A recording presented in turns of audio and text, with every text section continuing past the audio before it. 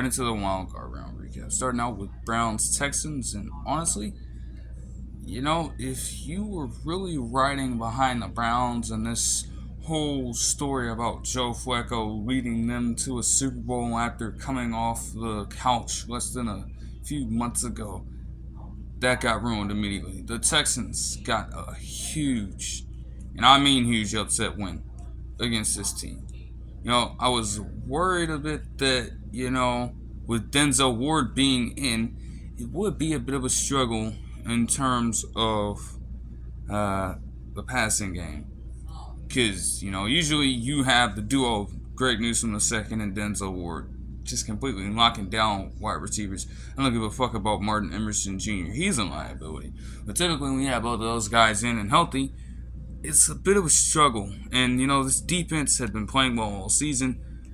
Myles Garrett with, heavy consideration for Defensive Player of the Year. And I mean, CJ Stroud just, dropped his nuts all over this defense, to be completely honest with you. I mean, they settled for field goal early on, but after that field goal, they just let it rip, man. 76-yard touchdown pass to Brevin Jordan, with him utilizing all his speed, just crazy passes all over. Their run game was solid, to be honest. They didn't need much from Devin Singletary, but to finish averaging 5.1 yards a carry only helps. As a whole, it wasn't the strongest, but, obviously their lead guy was able to move the chains when they needed to, and I think that's all that mattered here. Dalton Schultz initially had dropped a pass that was similar to the touchdown he would catch later on, but hey, that touchdown served as a redemption of sorts. And they were even spotted a couple touchdowns thanks to Joe Flacco. All these guys telling me about, playoff Joe. I understand exactly who Joe Flacco is, and you saw it best displayed in this game right here. 13 touchdowns to 8 picks coming into this thing. There's no way you couldn't have predicted that he would go a full game without turning the ball over, because of fucking course. Now, granted, that's kind of his play style. He's kind of this, strong arm quarterback who, honestly, with the caliber of secondaries that he went up against, he honestly should not really give a damn as to chucking the ball down the field, trying to push the ball down the field. You have to commend him for that. And at the same time, when you throw 2 back-to-back picks, one throwing the ball down the field to Steven Nelson and getting that picked off for pick 6, and then to Charles Harris for his pick 6, that was more of a check down. So it's like, what are we doing here? It doesn't make any sense. Christian Harris also, pardon, but there's just no, come on, bro. By the time Singletary got his rushing touchdown, it was over with. Pretty bad watch. If you're a general NFL fan, you're a Texans fan, you're definitely excited to advance to the division round in a season where nobody really expected this team to do anything, with a rookie head coach, with a rookie quarterback, with a weird owner, in the words of Colin Cowherd. Yeah, just the sentiments of a fair amount of people, honestly. And they advance, give themselves a shot to get in the AFC Championship if things go a certain way. We'll see. And the Browns, that Cinderella story is done, which honestly happens to be the theme of a fair amount of the games this weekend too. But not this game in the Dolphins and the Chiefs, Now, obviously, can we just talk about how shitty of a product it was? Let me put aside the fact that Tua Tagovailoa did not do his job when he needed to do his job. You know what I'm saying? At least Patrick Mahomes, in his case, he's built for this playoff weather, right? He knew that the game was going to come down to quarterback play. who can come out on top in terms of leading their team to sustainable drives, who can run some smash mouth football while also being able to push the ball down the field at will. Mahomes did it perfectly.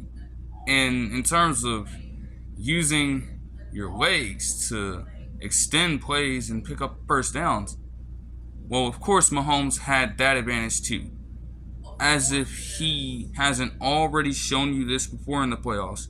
Whereas Tua Tagovailoa, yeah, he did some of this too. In fact, he got his longest run of the season, which is like, how many slow quarterbacks ended up picking up more yardage on single runs than Tua Tagovailoa. It's a ridiculous number. Nonetheless, he got that done, but by that point, the game was already over. They were down by 19, so there was no use. I mean, close to 50% completion, under 200 yards, a touchdown and an interception is horrible. Okay? So, as a general fan, the game was just not the best. From that standpoint, as a general fan, the game was just horrible, to be honest. I mean, hell, you literally look at it from a Dolphins fan's perspective, right? This man Mahomes, for a few plays, literally turned into a fucking robot because it was cold enough outside to where the helmet got fucking frozen and a piece of it fucking cracks off. And he still goes out there and plays with more of an urgency than this man Tua Tagovailoa. To be honest, you want to say that Tua Tagovailoa played with urgency? Well, he just missed wide open receivers, threw errant passes and things of that nature. But this man would literally hold the ball, and that's a theme for Tagovailoa's career to this point, honestly. Has a tendency to hold the ball way too long, and what did it lead to? A huge amount of sacks in this one that killed drives, which is what you don't want, especially when you're going up against a team like the Chiefs, who have so much playoff experience to this point. The Chiefs' defense is like, I'm telling you, man, their offense played fine, but I'm telling you, with this defense, they could do some things, man. They have a shot of actually getting back to the Super Bowl if their defense can play like this. We'll see how that goes. But to get away from the game and the on-field contributions, the fact that the NFL, dished out $110 million to NBC in order to put this game behind a fucking paywall on Peacock? And you mean to tell me this is the result you get? Just absolutely, dirty, to be honest, in my opinion. It wasn't worth all that. It really wasn't, Shitty product, a high price, and, many people around the country who may not have had access to it if they weren't in Kansas City or Miami, they were quite literally in the dark about some of this stuff. Because, of course, they banned streaming the game illegally, which is fair, but there's no shot that a playoff game should be streamed exclusively on some streaming service. I get that streaming services are kind of the new form of, television for people at this point. I get it, but there is no way. And like I've said about it, I'll be damned, that you have a game like the Super Bowl, which is quite literally the biggest game of the NFL season. Millions of people, hundreds of millions of people even, watching around the world, in any place, any sort of condition whatsoever, all those eyes on the screen, and you put that behind a paywall? I'm telling you, if that shit happens for a Super Bowl, I'm not watching that Super Bowl. I'm not gonna lie to you. And you gotta think too, it's a global event in some cases. So you're putting it behind a paywall, and you're restricting the access of so many people around the world to this product. Okay? It's dumb. It's stupid. I would hope that the NFL never tries to do it. Because at the end of the day, it is a money thing. And, from that perspective, they should seriously understand that if you do that, you lose a global scale of audience members. And you're losing all that money from around the world. And I don't think they want that at all, to be honest. And in terms of this game right here, Tyreek Hill said it best when he mentioned L'Jarius Sneed jamming his ass to Cancun. It's pretty much where you're going to end up at this point, to be honest. But the Chiefs advance. On to the Sunday action. The Bills and Steelers obviously comes a bit later in this because it was delayed. Now, the Packers and the biggest frauds I've ever known in my life, okay? I don't even need to talk about the stats. You are already familiar with the stats. I can talk about the throws, about how Jordan Love just letting his nuts hang, dude. All these throws, deep throws, coming off of one fucking foot, off balance. Do you know how much arm strength the person has to have to come and throw the ball, okay, off one foot and not even in a standing position? You're quite literally leaning to the side, you're leaning back, maybe even leaning forward in some cases. It's impressive. I could talk about the secondary, quite honestly. I mean, Stephon Gilmore, Deron Bland running all this weird coverage. Like if you're gonna run man, run man.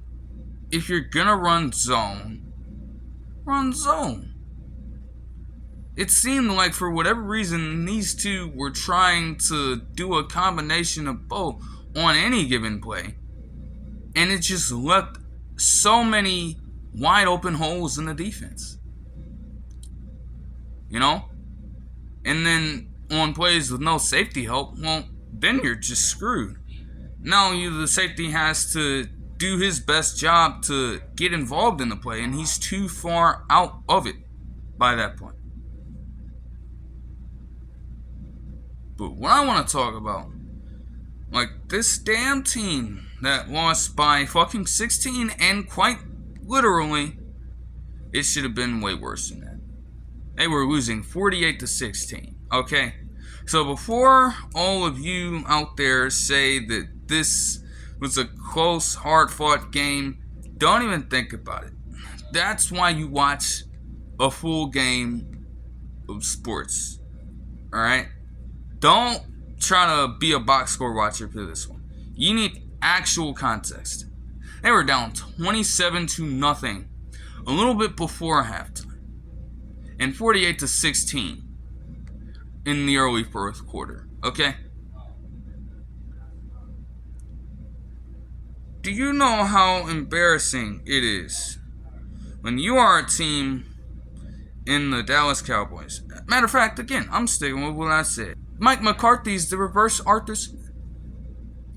You've consistently went 12-5 with this team, and you cannot get past the divisional round while also suffering multiple one and done with Dak Prescott also going through the same thing, dating back to his early time there. You think with Dak Prescott having to deal with the Packers in the playoffs before, with Aaron Rodgers there and Jared Cook making the miracle catch for Mason Crosby to kick that game winner. You think with that kind of history that Dak Prescott would actually play up to par. And again, don't look at the fucking box score for this game. Finishing with 60 passing attempts, 400 plus yards, 3 touchdowns, and 2 picks. Because guess what? At halftime, he was under 200 with a single touchdown and 2 picks. Okay.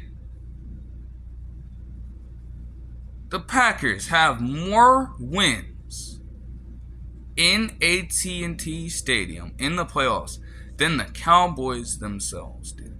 Fuck the Cowboys having this long-ass winning streak at home. The youngest NFL team to make the playoffs since 1977. Another horrible look for you. Beat you in your own house and beat you badly. They beat you badly. To the point where Jerry Jones, who is all the fucking talk, all the fucking things to say in the world, couldn't say a damn thing. He was speechless after that game. He couldn't say a word.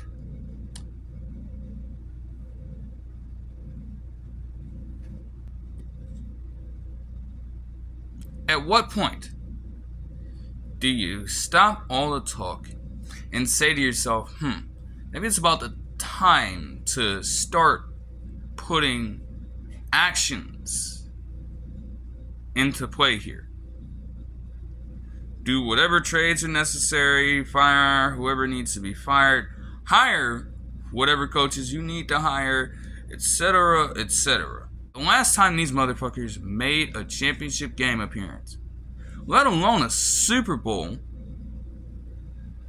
Bill Clinton was still in office. Okay?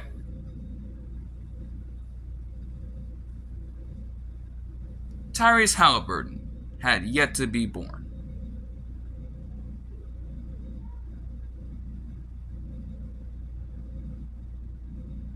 Like, what are we doing? Seriously?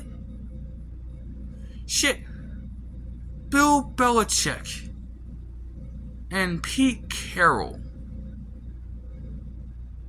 were just getting starts on new football teams in 95, 96.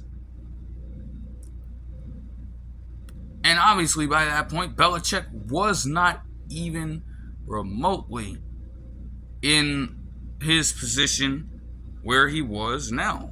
He was only in his first stint with the Patriots by that point. What the hell are we talking about right now? That is embarrassing. Multiple expansion teams. The Ravens.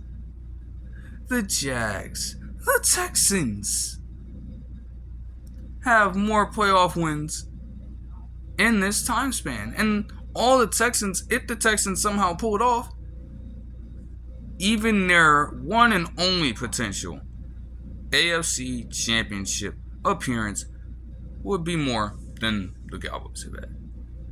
And the Texans have been mired in just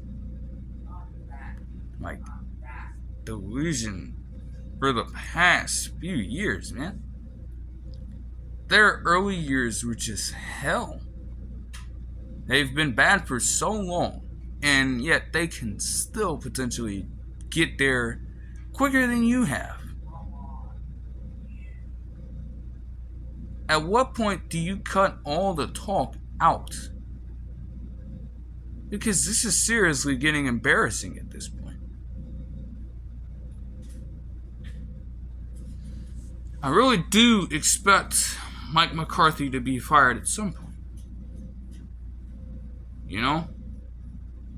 Granted, Jerry Jones loves to have control and a fair amount of it. But with you being as old as you are, man, you need to give it up. Okay?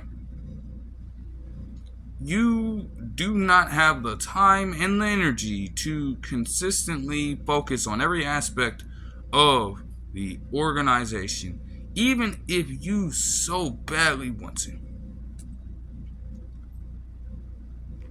And Mike McCarthy has a penchant for these kind of things here. There is no shot that the max, the standard, is a 12-5 season and a first round exit or a divisional round loss in some stupid way. Because let's be honest with ourselves, the Cowboys probably should have won this, facing against the youngest team to make the playoffs since 1977. However, this was a winnable game. Let's say they win it. You know who they're probably going to face in the NFC divisional round game. Or at least one of them. You knew. And you knew what was going to happen at that point. But hey, the culture doesn't get that this year. Because the Packers, the young Packers, impressive win for Jordan Love, all things considered. But the Cowboys, get them out. Get them out. Seriously. Now, probably the best game of the weekend, which makes sense. Lions-Rams, as Matthew Stafford, even though the Rams lost this one, hell, he had a stellar performance, okay? I usually, kind of criticize Matthew Stafford here and there, but no, he played well. He played so damn good. Puka Nacua, too. First NFL playoff game. Coming into it as a rookie, you ball out for 9 receptions and 181 yards. A touchdown. That's impressive stuff. But, offense for both teams in the second half stalled out, and it really became a defensive performance. Dan Campbell did great work, and Aaron Glenn, instilled a great kind of game plan for the second half. And reflected on the field, the players actually committed to making the right plays at the right time, making the textbook tackles, not trying to get too flashy with what they were doing, and bending but not breaking. They had multiple trips to the red zone and were able to only come up with field goals. And every single drive that ended in points ended with a field goal for both sides. It was a slugfest early on, a bit back and forth in terms of touchdowns and all these huge explosive plays. But at the end of the day, Lions defense hung in there, and when the Lions needed just a key play late to close out the game, they did just that. Jared Goff exacts revenge on his former team. Matthew Stafford is rendered unable to do the same, and the Lions advance. Quality game, and again, probably the best game of the weekend from Sunday night. Obviously, Chris Collinsworth did his thing. Now on to the Monday action, starting out with the Steelers and the Bills. Josh Allen, what do you know? The Bills play their best brand of football when Josh Allen isn't turning the ball over. But to be completely honest, the entire team played with a true sense of spirit in this game. Granted, they slowed down tremendously in the second half. The game shouldn't have been as close as it was. But damn, to get them back up by 2 scores, you have Khalil Shakir doing what he did. Oh my gosh. Minka Fitzpatrick got exposed. Michael Walker got exposed. Just grinding his way to the end zone. The Bills can be a formidable opponent if you are doing stuff like that, as long as they do not turn the ball over. And they won the turnover margin with relative ease. They forced a fair amount of fumbles earlier, and in fact, Pat Freiermuth even got away with a fumble early on because his helmet was out of bounds or whatever the hell. Which I like. No, come on. You look at the replay of that play. That was a clear fumble. I don't know how they let that get overturned. I really don't understand. For the Steelers, Mason Rudolph, yet another backup quarterback who managed to play well this season, going down. Quite frankly. Now, they did their best to hang in there early on, but, slow start. The Bills had full control of this game. From the minute it started. From the very second, the very first play. Whatever you want to say. Too little, too late, to be honest. Mike Tomlin, after just walking out on this reporter, did confirm today that he intends to coach next year. But when you are in a situation where you don't have a playoff win in X amount of games, and you're Mike Tomlin consistently getting these winning seasons, making the playoffs, but not doing anything and just getting bounced out, that's going to have to change. Something's got to give. Because there is no shot, dude. Alright? You can't keep settling for, I'm going to get over 500. I'm going to make the playoffs, and that's it. That shouldn't be the end game. It shouldn't be. And if it is, again, the entire culture has to fucking shift. Because that is the most ridiculous thing I've ever heard. Quite frankly. The Bills advance in a game where, honestly, I'm impressed that, all these people through the overnight on Sunday, how the hell were they able to get all that snow off the field? They should be paid extra for what they were able to do. Granted, snow is still packed in the stadium itself, but the fact that you went from fucking blinding snow and a damn blizzard all over Buffalo to a clear field, you gotta commend the fans for that. Bills Mafia is still crazy as shit, and I don't think we can expect anything less there.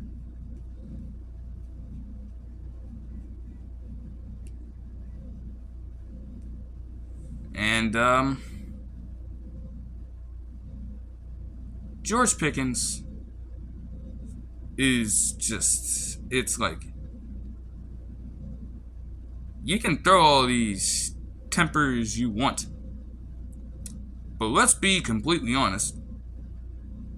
The fumble you had is quite literally the reason they were able to get ahead so quickly and by so much. You want to get mad and you want to throw your helmet on the sideline, okay, but what you need to keep in mind is that this started with you. It really did. Because you wanted to go and do the flashy extra shit. Trying to live up to your persona. Knowing that it's cold as shit out there. And you just quite literally fumble the ball. Drop it out of your hands. Because you're trying to make all these moves, getting fancy, instead of trying to bunker down and recognize it's playoff football on the line. And I'm sure somebody got in his ear about that. Somebody had to. But you're going to throw a temper tantrum on the sideline. You have to look at yourself first. Quite literally. And then on to this game right here, safe to say that to this point, the Lions-Rams game, and the aforementioned Bills-Steelers game were quite possibly the best two. Every other game was a wash if you're a general NFL fan. But of course, you're happy about your team winning. But this game right here had to be the worst by far. Okay, the Bucs beat the Eagles 32-9, tying their largest loss of the season, along with the 49ers game. And of course, we all know how bad that was. Now, credit to Baker Mayfield. Rashad White, honestly, this is a fluky game for him. I'm not trusting that for too long, especially when having to face off against the Lions next week in their trenches. I don't trust it. Baker Mayfield, though, just solid, man. You're doing things that even Tom Brady didn't do in situations like this. You have them primed to actually get to an NFC championship game if things go in their favor. You're making, that last throw for a touchdown to Chris Godwin. I initially thought it was headed to Mike Evans' direction. It kind of fooled me, but, damn, that's an impressive pass. They barely involved Mike Evans. It was Cade Otton. It was David Moore, the former Seahawk. Great to see him get a touchdown there. Trey Palmer, all these guys, before you even see Mike Evans getting involved in the game. Obviously, had a couple big drops. With that, and a culmination of other things early on, they kind of slowed down for a bit there. But when they needed to turn it up, they did. If they had, converted on some of these things, just minor mistakes, this game could have probably been even worse, which, I was under the impression that there might be riots in Philadelphia with this score here. But honestly, if it had gotten any worse than this, then damn, that probably would have been the case for real. But on the Eagles side, I have to break this down with a full scope. Okay, it's nightmarish end to this NFL season for this team. Has to be studied. You go back to the game against the Seahawks, he quite literally loses them the game. You're getting Matt Patricia calling all these weird coverages. Jalen Hurts talking about we're not committed. You take it back to the 49ers and Cowboys games. You're getting your ass beat. You're turning the ball over. Your defense can't guard the middle of the field. Your secondary cannot do their jobs in guarding their men, even when they are undermanned. No pride whatsoever, no passion, no culture to instill a next man up concept in your team. But you get Darius Slay Jr. back for this game. You have James Bradbury the fourth on the other side. And that went the way it did. Shit, man. You were barely able to run the ball, which is your strength, quite literally. You couldn't do well against the blitz. Pretty typical of what had been happening in these past 7 games, and especially in the games that were blowouts. Quite literally, everything that happened in their loss to the Jets kind of took place in the past 7 weeks. Or past 7 games, granted. And why do I call this end to their season nightmarish?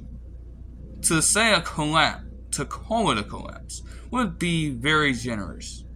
Every single thing that could go wrong went wrong down the stretch. And this game just served as the culmination of all of it.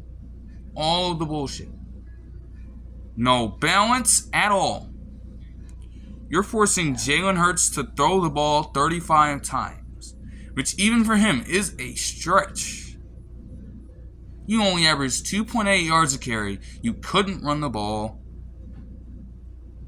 All of these rush throws because You allowed the blitz to hit home so well early on when you started seeing that, hey, they were going to bring a blitz consistently until you stopped it. You didn't consider to bring in an extra guy to counter it.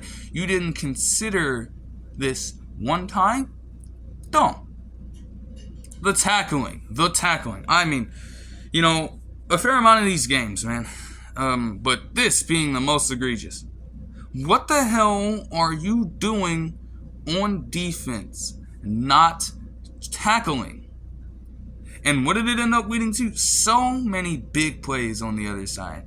Blown plays that could have been prevented if you just stopped trying to be fancy for 1 second, or you actually recognize what's at stake and you get down and you tackle that person in front of you. Like, what are we doing? An entire culture over the past few weeks has been shot to shit. Nobody's out there playing with any heart. Nobody. Devontae Smith is probably the one and only exception. He was the only one that did something notable last night. You see Dallas Goedert getting frustrated on the sidelines. This is a horrible way to go out. If you're Jason Kelce, you could see him on the sideline. This is probably his last game. He's retired for now. And this is how he goes out?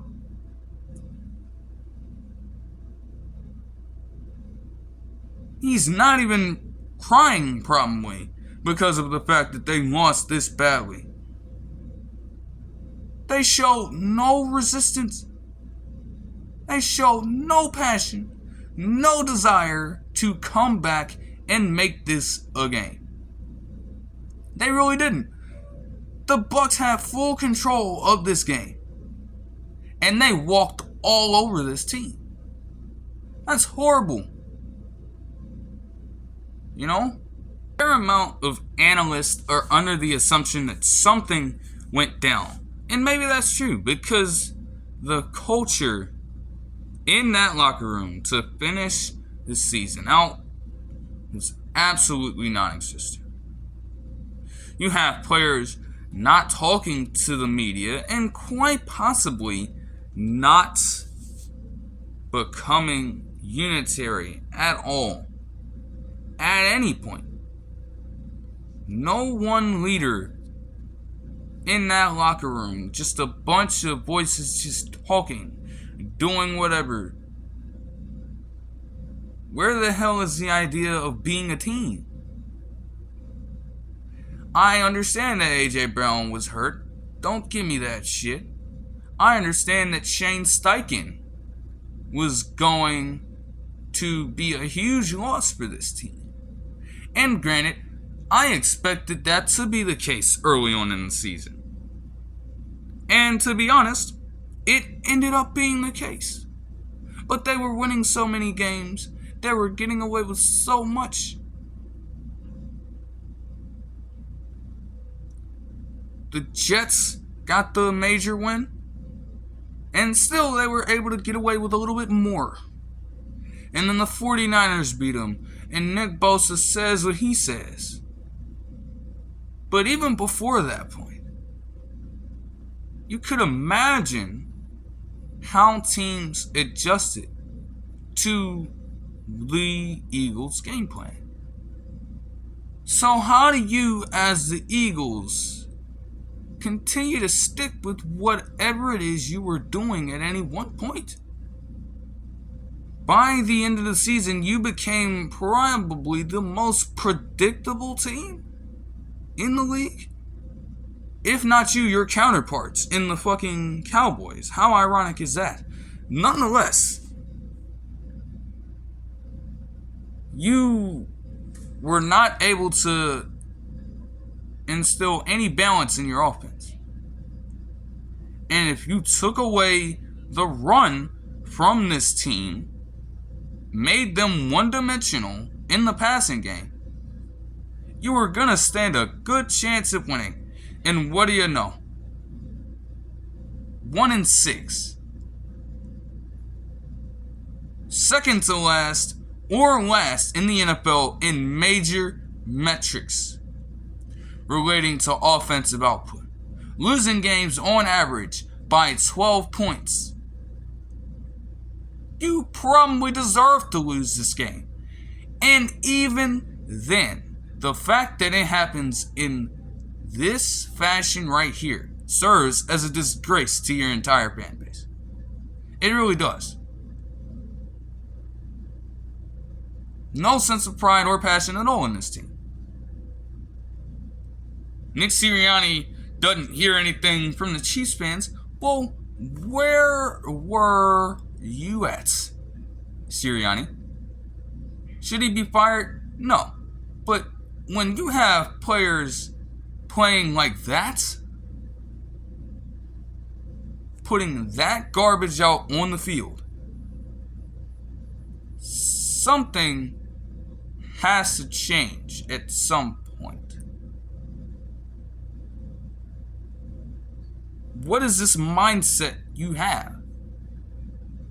The only mention of Nick Sirianni even saying anything to the team at all is when a report broke out that Sirianni called the play in the Seahawks game, the final play in the Seahawks game, where Jalen Hurts chucks it up to A.J. Brown and Julian Love gets the pick and yada yada yada. He said that he dialed it up in order to draw a pass interference and took the blame for that.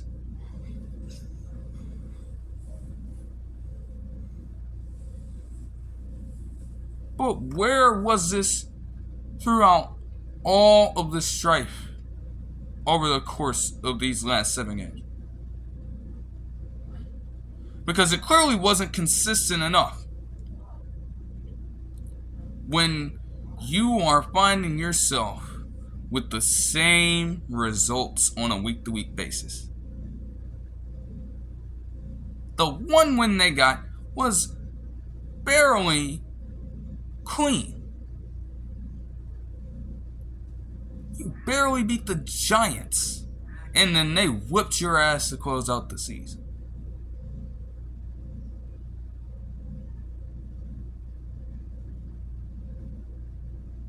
And this is the first year. This is all the first year. The very first year of Jalen Hurts' $51 million per year contract for the next 5. So what are we doing? Because fuck all that Super Bowl hangover shit. I'm not buying that either. In spite of all of the problems they were having, the weak defense over the middle, the weak secondary, and, part of that weak secondary, James Bradbury IV. The fall off of this man in quite possibly most, if not all, of the big passing plays allowed over the course of the past 7 games. Especially in the Seahawks and Bucs games, both on Monday Night Football. This man found a way to be involved in quite literally every one. What were you doing in coverage? Seriously. And they pay him more money in his contract next season, and he had a horrible year. Horrible. I don't even need to look at PFF to tell you that. And if PFF is telling you he had a great year, somebody's fucking lying. Look at the eye test. Look at the fucking tape. He played horribly this season. Getting past that early on, the weak run game, or at least inconsistent. They had a few games early on when they could get it going, and a few games where they were just completely absent. Passing game was so-so. They got away with all of it early on. Talking about a Super Bowl hangover. But they were able to come out firing in spite of the typical issues you would see arise from a person participating in the Super Bowl or a team finding themselves in the Super Bowl less than a year ago. So something probably had to go down. And I feel like that is something that should be reported on. Because you owe it to your fans. If nobody else, you owe it to your fans.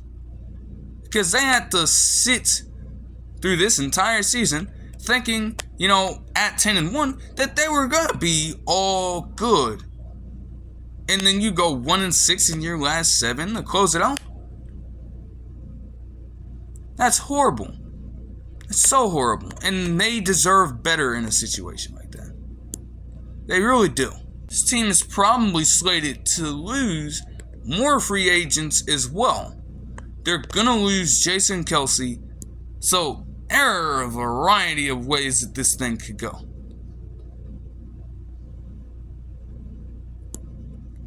It's a good one for the Bucs, but if you're the Eagles, it has got to be some type of crazy feeling to go from quite literally within minutes of winning the Super Bowl less than a year ago, and now a whole hell of a lot of questions. Is Nick Sirianni going to stay the coach of this football team?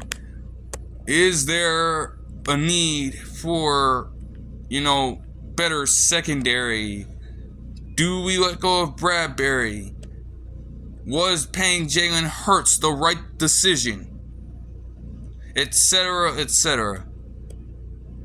That's a horrible spot to be in for this team. That'll do it for this video. I hope you guys enjoyed, and I'll see you guys in the next one. Peace.